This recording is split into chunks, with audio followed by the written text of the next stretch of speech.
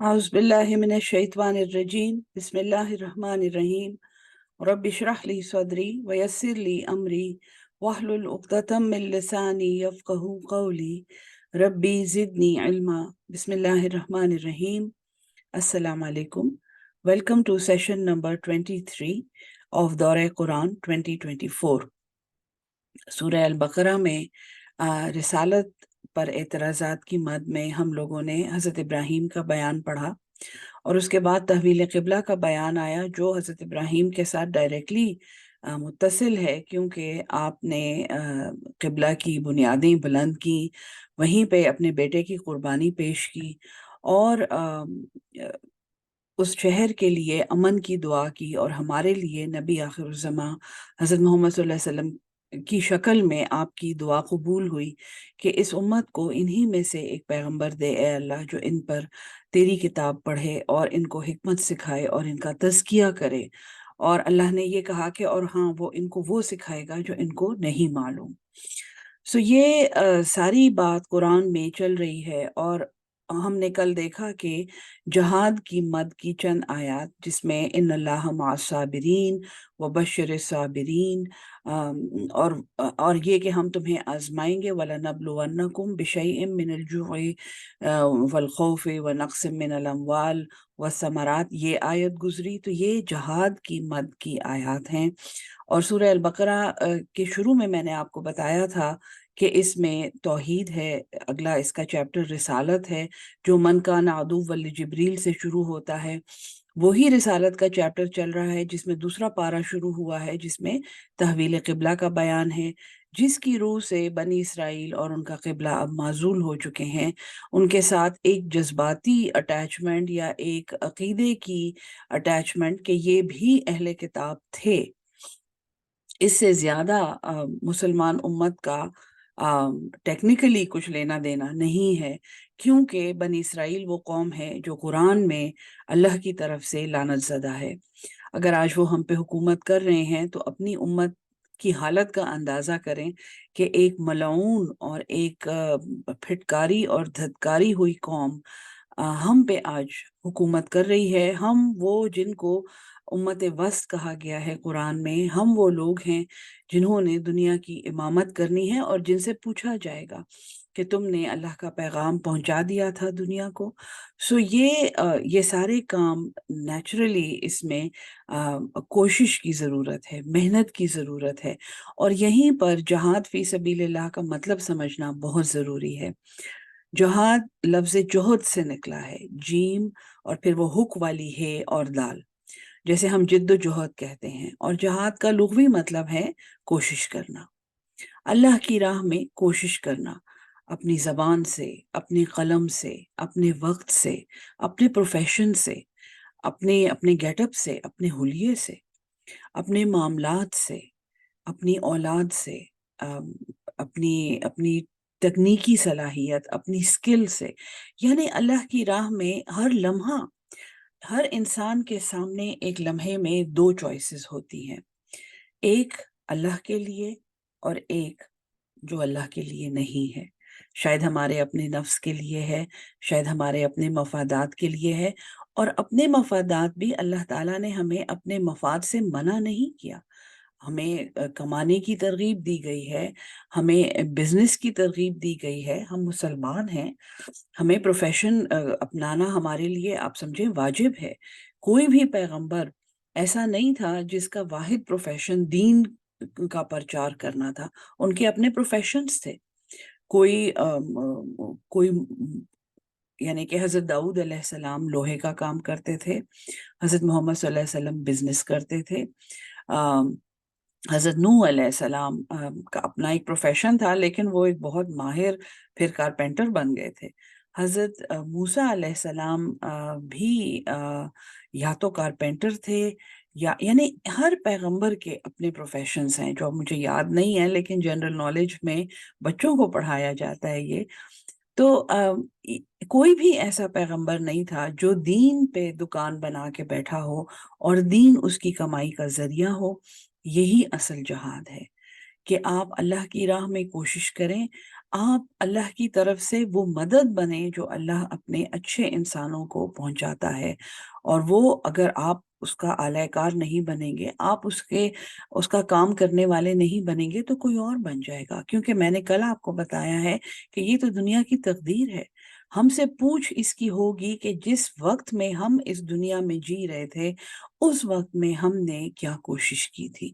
یہ زندگی کا مقصد ہے، یہ تقدیر ہے، اور یہی اس کو انگریزی میں ڈیسٹنی کہتے ہیں۔ یہ انسانیت کی ڈیسٹنی ہے۔ جب اللہ نے کہا کہ وَمَا خَلَقْتَ الْجِنَّ وَالْإِنسَ إِلَّا لِيَعْبُدُونَ، یہ کہ وہ میری عبادت کریں، وہ میرے غلام ہوں، اور وہ میرے سامنے سلامتی سے رہیں، وہ میرے فرمان بردار ہوں، یہ زندگی کا مقصد ہے۔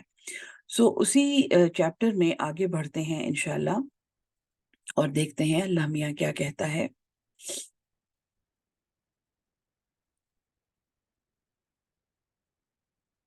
جی،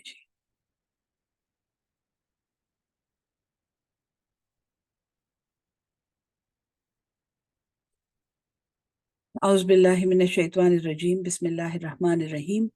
آیت نمبر 158۔ ان الصفا، بے شک صفا ایک پہاڑی کا نام ہے۔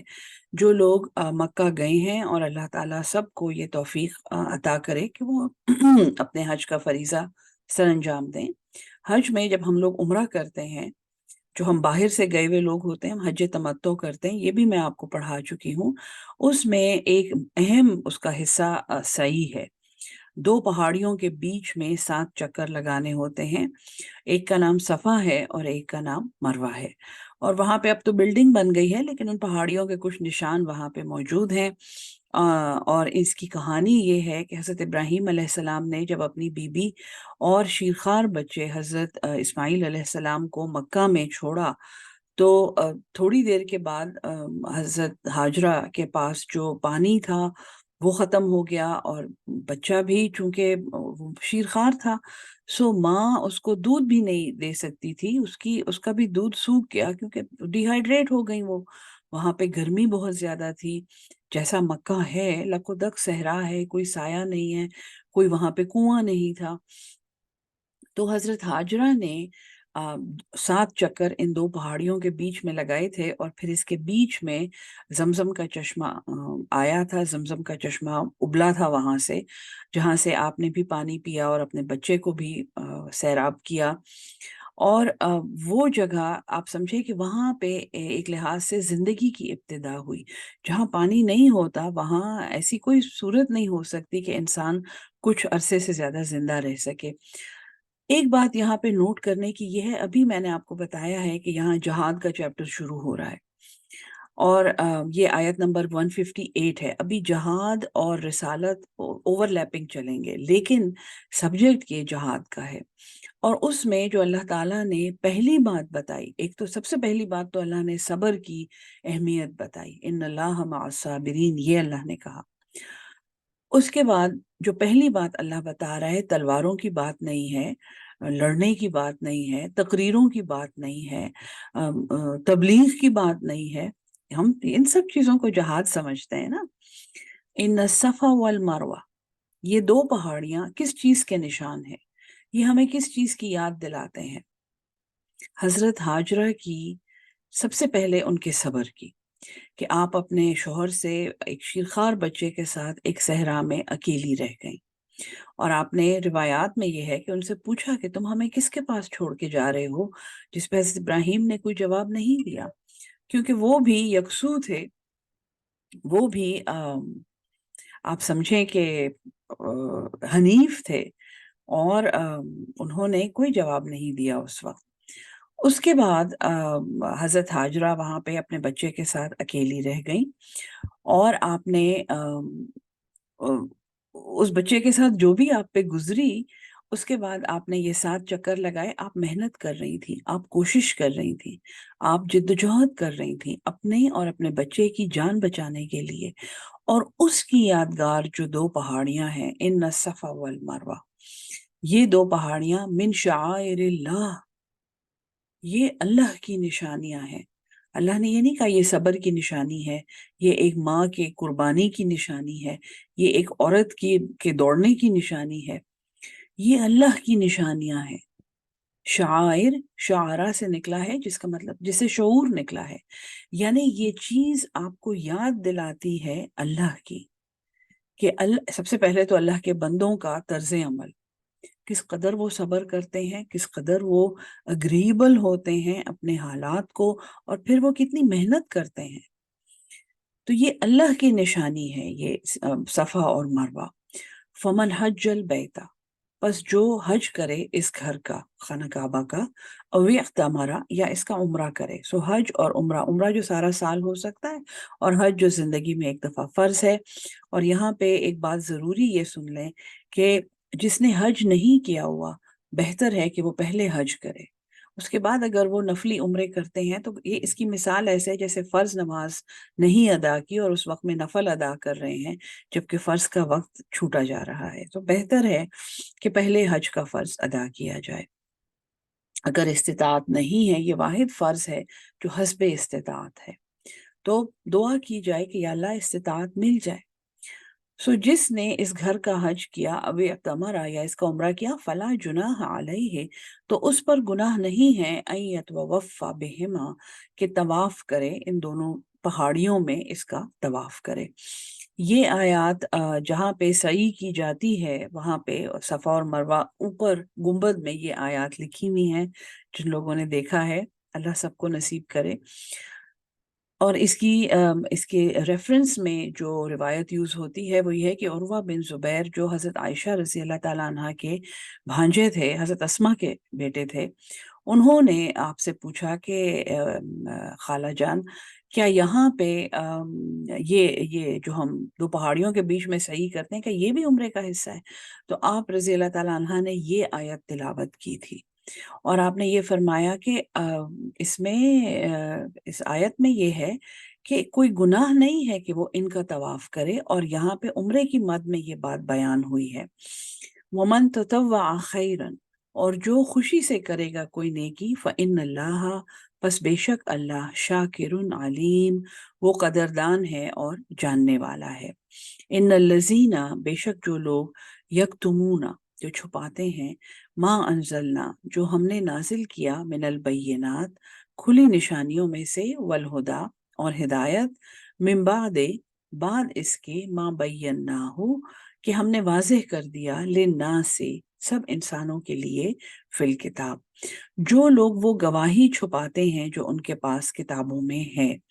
اور بنی اسرائیل کے بارے میں یہ یاد رکھیں کہ وہ حضرت ہاجرہ کو ایک لونڈی کہتے تھے، ایک خادمہ کہتے تھے، اللہ معاف کرے اس سے بھی برا کہتے ہیں، اور اس کا بیٹا یعنی جو حضرت ابراہیم علیہ السلام کے صاحبزادے حضرت اسماعیل ہیں، وہ ان کو پیغمبر نہیں مانتے۔ اور یہ سب باتیں ان کی کتابوں میں موجود ہیں۔ جو نازل کیا انہوں نے کھلی نشانیوں میں سے اور ہدایت میں اللہ نے، اور پھر وہ ایک کتاب میں بھی آ گیا، فی الکتاب آیا ہے، ٹھیک ہے۔ اب قرآن ہمارے ہاتھ میں ہے، توراہ اور انجیل بنی اسرائیل کے ہاتھ میں تھی۔ انجیل کو بھی بری طرح مسخ کیا گیا ہے، اور توراہ کی بھی اصل شکل بالکل بدل دی گئی ہے۔ اولئک، یہی وہ لوگ ہیں، یلعنہم اللہ، لعنت کرتا ہے ان پہ اللہ۔ ابھی شروع میں نے آپ کو بتایا تھا کہ سب سے بڑا جہاد تو ہمارا یہ ہے کہ ہم اس قوم کے تسلط سے نکل جائیں جس پہ اللہ نے لعنت کی ہے، اور اس جہاد کی ابتدا ہو چکی ہے۔ لوگوں نے اس قوم کی کم از کم تجارتی سامان کا، آپ سمجھیں، ایک مائکرو لیول پہ انکار شروع کر دیا ہے۔ ان لوگوں کے ارادے اور ان کی نیتیں ایک جہاد میں شامل ہو رہی ہیں، اور یہ بہت ہی ایک خوشائن بات ہے۔ یہ وہ لوگ ہیں جن پہ اللہ نے لعنت کی ہے، وَيَلْعَنُهُمُ اللَّاعِنُونَ، اور ان پر لعنت کرتے ہیں وہ سارے جو لعنت کر سکتے ہیں، جو لعنت کرنے والے ہیں۔ اس میں روایات میں یہ ہے کہ اس میں دنیا کی ہر مخلوق شامل ہے، اور آج کل فی زمانہ اگر آپ دیکھیں جو ان کی بزنس ٹیکٹکس ہیں، اور جو یہ جس طرح انہوں نے لوگوں کی زندگیوں کو اور ان کی صحتوں کو اور ان کی ہر کیپیبلٹی کو نقصان پہنچایا ہے۔ جو یہ دوائیاں بناتے ہیں اس کے سائیڈ ایفیکٹس دیکھیں، جس قسم کی میڈیکل کی پریکٹس یہ لوگوں کو پڑھاتے ہیں، جس قسم کی خوراکیں یہ بناتے ہیں۔ دودھ کے پاسچرائزیشن کا عمل جب انہوں نے ایجاد کیا تھا تو قدرتی دودھ لوگوں کو ملنا بند ہو گیا، بوتلوں میں اور ڈبوں میں دودھ، حتیٰ کہ دودھ تو بہت بڑی بات ہے، اب تو پانی بھی پلاسٹک کی بوتلوں میں ہمیں ملتا ہے۔ اللہ کی طرف سے پیدا ہوا خالص پانی جو چشموں میں اور دریاؤں میں ابل رہا ہے، وہ ان کی انڈسٹریز کی وجہ سے سارا خراب ہو کے اس قابل نہیں رہا کہ ہم وہ پی سکیں، اس لیے ہم نیسلے کی پلاسٹک کی بوٹلز خریدتے ہیں اور اس میں پانی پیتے ہیں۔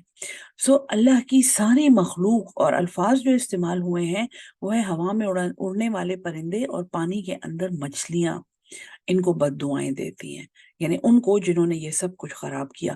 آپ آج اگر ماحولیاتی آلودگی کے بارے میں پڑھیں، انوائرمنٹ کے بارے میں پڑھیں، پولوشن کے بارے میں پڑھیں، اپنے شہروں کو دیکھیں، کیا حشر ہو گیا ہے ان کا۔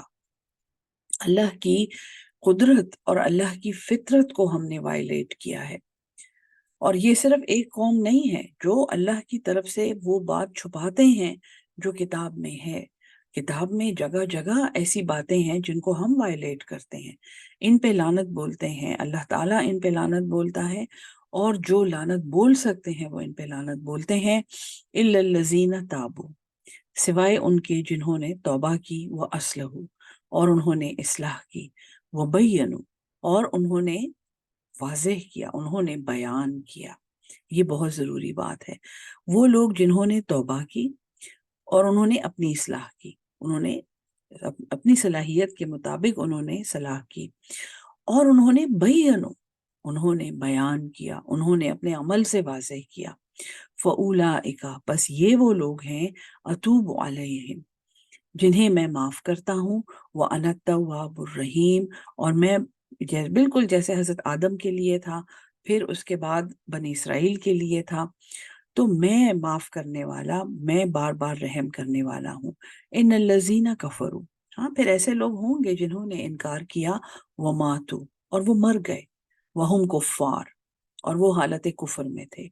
اولئک، یہی وہ لوگ ہیں، علیہم لعنت اللہ، ان پر اللہ کی لعنت ہے، والملائکۃ، اور فرشتوں کی، والناس اجمعین، اور انسانوں کی، سب کے سب، خالدین فیہا، ہمیشہ یہ اس میں رہیں گے۔ بڑی خوفناک بات ہے، اسی لیے لوگ کہتے ہیں کہ یا اللہ خاتمہ ایمان پہ نصیب کر، یا اللہ مرتے وقت جو ہے کلمہ شہادت نصیب کر دے۔ بات یہ ہے کہ جو زندگی جو ساری جس طرح گزاری ہے، مرتے وقت وہی حالات ہوں گے۔ اگر کوئی کافر، اگر کوئی ظالم مرنے سے پہلے ایک کاغذ پہ پڑا ہوا کلمہ شہادت پڑھ لے، بہت بڑی خوش نصیبی ہوگی اس کی، اور ہمیں نہیں پتا کہ اس کے ساتھ کیا معاملہ ہوگا، لیکن اللہ نے جو حساب لینا ہے وہ اپنی جگہ اٹل ہے، اور ہمارا اس پہ ایمان ہے۔ جب جو حالت کفر میں مر گیا تو یہ ہیں جن پہ اللہ کی لعنت ہے، اور فرشتوں کی، والناس اجمعین، اور لوگوں کی، سب کے سب، خالدین فیہا، یہ ہمیشہ اس میں رہیں گے۔ لا یخفف عنہم العذاب، ان سے عذاب ہلکا نہیں کیا جائے گا، ولا هم ینظرون، اور نہ ہی یہ مہلت دیے جائیں گے۔ وَإِلَٰهُكُمْ إِلَٰهٌ وَاحِدٌ، اور تمہارا الہ تو ایک ہی ہے، تمہارا معبود تو وہی معبود حقیقی ہے جو حضرت آدم کا تھا، حضرت نوح کا تھا، حضرت ابراہیم کا تھا، عیسیٰ اور موسیٰ کا تھا، اور اب حضور صلی اللہ علیہ وسلم بھی اسی کی توحید پڑھا رہے ہیں۔ لا الہ الا ہوا، اس کے سوا کوئی معبود نہیں ہے، الرحمن الرحیم، جو رحمان ہے، بے پناہ رحم کرنے والا ہے، اور بار بار رحم کرنے والا ہے۔ اب یہاں پہ بالکل جیسے آیت 21 اور 22 میں عقلی دلائل آئے تھے، اور پھر یہ تھے کہ فَاعْبُدُوا رَبَّكُمُ الَّذِي خَلَقَكُمْ وَالَّذِينَ مِن قَبْلِكُمْ، یاد ہے آپ کو جہاں پہ، اور پھر اس کے اینڈ میں یہ آیا تھا فَلَا تَجْعَلُوا لِلَّهِ أَندَادًا، تو تم پھر اللہ کے لیے شریک نہ بناؤ۔ وہی بات اب یہاں پہ، اور یا ایھا الذین آمنوا سے خطاب تھا۔ جب یہ سبق شروع ہوا ہے تو یہ جہاد کا سبق ہے، اور اس کا خطاب، اس کے مخاطب ہم ہیں۔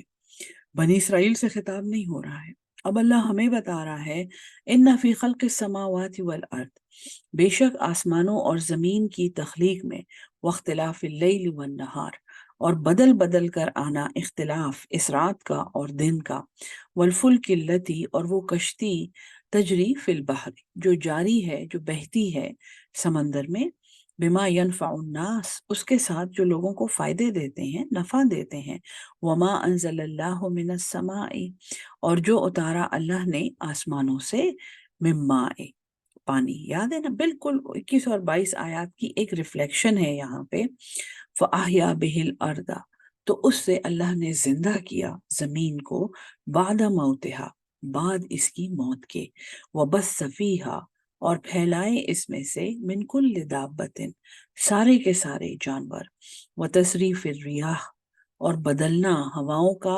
والسحاب، اور بادلوں کا، المسخر، وہ جو تابع ہیں، مسخر ہیں، بین السماء والارض، وہ بادل جو آسمانوں اور زمین کے بیچ میں پابند ہیں، لآیات، البتہ نشانیاں ہیں، لقوم یعقلون، اس قوم کے لیے جو عقل سے کام لیتے ہیں۔ سو اہل ایمان کو عقلی دلائل دے کر اللہ تعالیٰ اب ایک بیان کرتا ہے، اللہ تعالیٰ ایک حکم دیتا ہے، بالکل دیکھیں یہاں پہ، آپ دیکھیں اب اللہ کیا کہتا ہے، وَمِنَ النَّاسِ، اور لوگوں میں سے، مَن يَتَّخِذُ، جس نے بنا لیے، من دون اللہ اندادا، وہاں پہ کیا حکم تھا، فَلَا تَجْعَلُوا لِلَّهِ أَندَادًا وَأَنْتُمْ تَعْلَمُونَ، اللہ کے شریک نہ بناؤ اور تم تو جانتے ہو۔ اللہ کہتا ہے کہ بنی اسرائیل کا بیان جاننے کے بعد، سب پیغمبروں کا بیان جاننے کے بعد، بیت اللہ کو دیکھنے اور جاننے کے بعد بھی جو کفر پہ قائم رہا، جس نے دین ابراہیمی نہیں اختیار کیا، اللہ کی توحید اس نے نہیں ایکسپٹ کی، اور توحید میں نے آپ کو ڈیٹیل میں پڑھائی تھی، یہ صرف شرک جہری نہیں ہے کہ ہم بتوں کے سامنے نمازیں پڑھ رہے ہیں، شرک خفی، یہ میں نے آپ کو ڈیٹیل میں پڑھایا تھا، کہ وہ شرک جس میں ہم اللہ کے علم میں کسی کو شریک سمجھیں، ہم یہ سمجھیں کہ اللہ کے علاوہ بھی کوئی میرا حال جانتا ہے، اور پھر جب چونکہ وہ حال جانتا ہے تو اس کا کچھ تصرف بھی ہے، وہ میرے حالات میں کوئی تبدیلی بھی لا سکتا ہے۔ ہم ناجائز سفارشیں کرتے ہیں، ہم رشوتیں دیتے ہیں، ہم لوگوں کے حق مارتے ہیں، ہم لائنیں کاٹ کے اس میں سے آگے جاتے ہیں، کیونکہ ہمیں فلاں نے فون کیا ہوا ہے، یہ لیں جی میرے فون پہ فلاں کا فون ہے، فلاں افسر جو ہیں، فلاں ناخدا جو ہیں اس دنیا کے، ان کے پی اے کا فون ہے، یہ لیں اور مجھے لائن کاٹنے دیں۔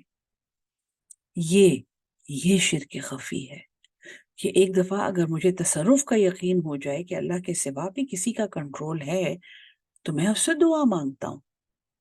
لوگ قبروں کو سجدے کرتے ہیں، پتھروں کو سجدے کرتے ہیں، لوگ جا کے زندہ لوگوں کو جو کرسیوں پہ بیٹھے ہوتے ہیں ان کی طرح، ابھی ابھی کچھ کھا کے آئے ہوتے ہیں، ابھی ابھی کہیں باتھ روم سے بھی ہو کے آئے ہوتے ہیں، ان کو سجدے کرتے ہیں لوگ۔ اس سے زیادہ میں آپ کو یہاں پہ اس مختصر وقت میں نہیں سمجھا سکتی۔ سو من الناس من یتخذ من دون اللہ اندادا، اور انداد کی ایک بڑی لطیف مثال یہاں پہ سن لیں اچھی طرح، ہمارا سب سے بڑا انداد ہمارا اپنا نفس ہے۔ ہم صبح کی نماز کے لیے نہیں جاگ سکتے، کیونکہ ہمیں نیند، ہم سے کب پیار ہے، ہاں نیند تمہیں پیاری ہے، کس قدر گراں تم پہ صبح کی بیداری ہے، علامہ اقبال بھی، ہم سے کب پیار ہے، اللہ کہہ رہا ہے جواب شکوہ میں، ہم سے کب پیار ہے، ہاں نیند تمہیں پیاری ہے۔ اذان ہو گئی ہے، الصلاۃ خیر من النوم 2 دفعہ بول دیا گیا ہے، نہیں میری ابھی نیند نہیں پوری ہوئی، اللہ تو غفور الرحیم ہے، معاف کیجیے گا۔ سو جس نے اللہ کے سوا اس کے شریک بنا لیے، یحبونہم، وہ ان سے ایسی محبت کرتے ہیں کہ حب اللہ، جیسے اللہ سے محبت، جیسے اللہ سے محبت کا حق ہے۔ اور یہ جہاد کا چیپٹر ہے، ابھی جو آپ کو سبق پڑھایا جائے گا یہاں پہ، یہ جہاد کی روح ہے۔ اللہ کی راہ میں محنت وہی لوگ کر سکتے ہیں جن کو یہ آیت سمجھ آئی بھی ہو۔ اللہ کی راہ میں جدوجہد کرنے کا مطلب وہ لوگ سمجھتے ہیں۔ والذین آمنوا، اور جو ایمان والے ہیں اشد، یہ بڑے شدید ہیں. شد جب کسی لفظ پہ لگ جاتا ہے نا، جیسے اکا یا اکا، اما یا اما، وہ اس پہ زور آ جاتا ہے. شدید، اشد حب للہ، وہ بڑے شدید ہوتے ہیں اللہ کی محبت میں. ان کے لیے اللہ ایک ایسی پرائیورٹی ہوتا ہے جس کے سامنے اور کوئی پرائیورٹی نہیں آ سکتی. اللہ کا حکم ہے یہی کرنا ہے، یہ سچ ہے یہی بولنا ہے، یہ اصول کی بات ہے یہی کرنی ہے. بزنس میں نقصان ہو رہا ہے، اللہ کے حکم کے خلاف ورزی نہیں کرنی، سود نہیں لینا، سودی سودا نہیں کرنا، ناجائز منافع نہیں لینا، ذخیرہ اندوزی نہیں کرنی. یہ بہت بہت بڑا سبجیکٹ ہے کہ اللہ کی محبت میں شدید کون سے لوگ ہوتے ہیں. یہاں آپ کو میں ایک جملے میں یہ صرف بتا سکتی ہوں، یہ وہ لوگ ہوتے ہیں جن کی ہر پرائیورٹی لسٹ میں سب سے اوپر نمبر 1 اللہ ہوتا ہے. اور جو لوگ یہ نہیں کرتے وہ کیا ہوتے ہیں؟ لوگ کہتے ہیں نا کہ پتہ نہیں ہم شدید ہیں کہ نہیں ہے، پتہ نہیں. اور یہ شدید لوگ کیسے ہوتے ہیں؟ وَلَوْ يَرَى الَّذِينَ ظَلَمُوا، اور اگر یہ بات سمجھ نہیں آ رہی ہے کسی کو اور وہ اللہ کو اپنی پرائیورٹی نہیں بنا پا رہا، تو فَتَكُونَ مِنَ الظَّالِمِينَ، تو تم ہو جاؤ گے ظالموں میں سے. اللہ پڑھا چکا ہے، اگر میری حدود کا پاس تم نے نہیں رکھا، وَلَا تَقْرَبَا هَٰذِهِ الشَّجَرَةَ، وہ درختوں سے بھرے ہوئے باغ میں اللہ تعالیٰ نے ایک درخت، ایک حد دکھائی اور کہا کہ دیکھو وہاں نہیں جانا، اور اگر تم وہاں چلے گئے فَتَكُونَ مِنَ الظَّالِمِينَ، تو تم ہو جاؤ گے ظالموں میں سے. وَلَوْ يَرَى الَّذِينَ ظَلَمُوا، اور جب دیکھیں گے وہ لوگ جنہوں نے ظلم کیا، یعنی وہ اللہ کو اپنی پرائیورٹی نہیں بنا سکے. اِذَا يَرَوْنَ الْعَذَابَ، جب وہ دیکھیں گے اس عذاب کو، یعنی یہ سمجھ بعض لوگوں کو اس وقت آئے گی جب وہ ایکچولی اس عذاب کو دیکھ لیں گے. اللہ سے محبت انہیں ساری عمر نہیں سمجھ آئی، اللہ سے ڈر وہ کچھ سمجھتے تھے، اللہ سے ڈرتے تھے تو کچھ اعمال کرتے رہتے تھے، لیکن اللہ سے محبت انہیں نہیں سمجھ آئی. یہ دین ہے اور یہ دنیا ہے، اور ہم تو ظاہر ہے دنیا کے رہنے والے لوگ ہیں، اور اللہ تو غفور الرحیم ہے. یہ فلسفے میں ٹھارتے ہیں وہ. تو جب وہ اس عذاب کو دیکھیں گے تو انہیں اس وقت سمجھ آ جائے گی، ان القوت، بے شک ساری قوت، ساری طاقت، للہ، اللہ ہی کے لیے ہے، جمیعا، سب کی سب. بڑی خطرناک آیات ہیں یہ. اگر دنیا میں نہیں سمجھ آئی نا کہ سب قوت اللہ کی ہے، تو وہاں اچھی طرح سمجھ آ جائے گی. وہاں پہ اللہ تعالیٰ نے پورا انتظام کیا ہوا ہے. وَأَنَّ اللَّهَ، اور یہ کہ اللہ شدید العذاب، جیسا وہ تم پہ انعام کرنے میں اور دنیا میں تمہارا سپورٹ کرنے میں شدید ہے نا، ویسا ہی شدید وہ عذاب بھی بنا سکتا ہے. سب کچھ اس نے تمہیں دیا ہوا ہے، کس چیز کی کمی ہے؟ حسن ہے، وقت ہے، تعلیم ہے، ڈگریاں ہیں، سرٹیفکیٹس ہیں، نوکریاں ہیں، پروفیشن ہے، سب کچھ اس نے تمہیں دیا ہوا ہے.